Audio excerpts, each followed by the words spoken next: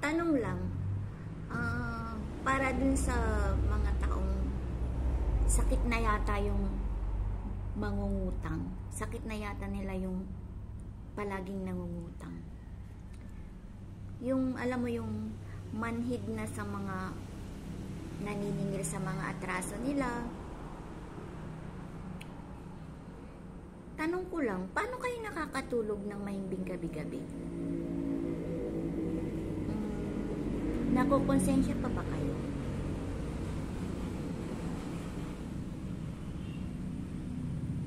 Yung bang kayo ang sarap-sarap ng buhay nyo, pero yung pinagkakautangan nyo sobrang gipit na, kasi yung pera nila nandyan sa inyo ang tagal-tagal na, almost yung iba 2 years, 3 years, 4 years, 5 years pataas, hindi nyo pa rin sila binabayaran. Inuusig pa ba kayo ng konsensya nyo? Hindi ako makarelate. Takot kasi ako mangutang. At nahihiya ako na mangungutang ako tas hindi ko mababayaran sa araw ng pangako. Sobrang nahihiya talaga ako. Ayoko yung yung alam mo yun, parang pagpiestahan ka, magmamarite sila na, ay si may utang sa akin, di nagbayad, ganyan. Yung pinupulutan ka. Ikaw, na may maraming atraso na nag-aantay na bayaran mo. Alam mo yun, no? Na pinag-uusapan ka rin ng lahat ng pinagkakautangan mo or lahat ng pinagka-atrasuhan mo. Okay ka lang. Sarap pa rin tulog mo. Hindi ka nakokonsensya.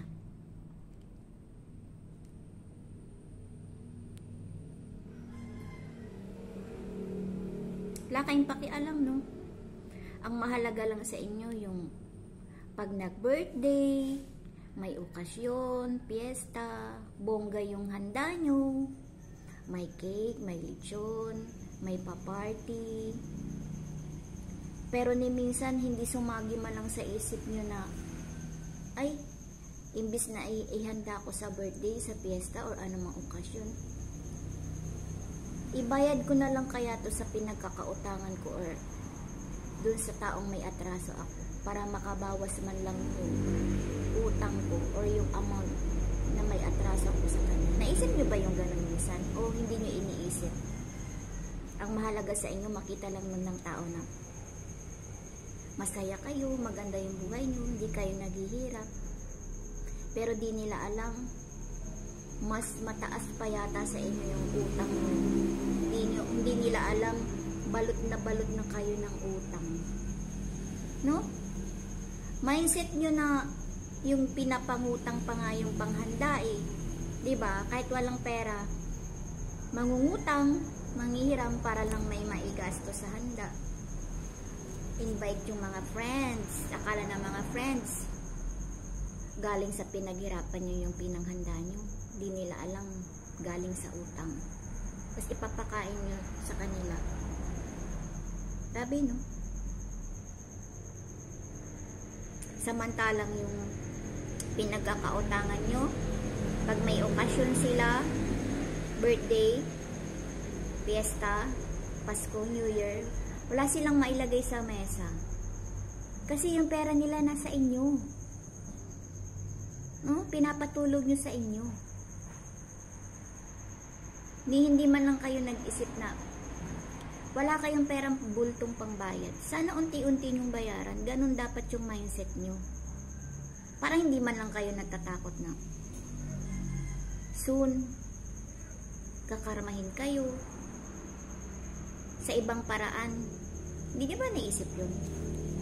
Parang lang kayo, wala kayong pakialam talaga. Nakikita ko sa inyo, parang wala kayong pakialam. Hayahay pa rin kayo.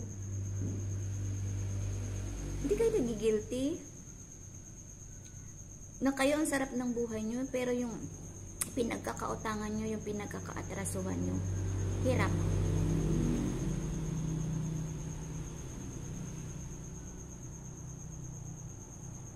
No? Nagpipretend pa rin kayo na maganda yung buhay niyo. Nagpapaasip pa rin kayo na hayahay yung buhay niyo. Pero yung totoo, halos gumagapang na kayo.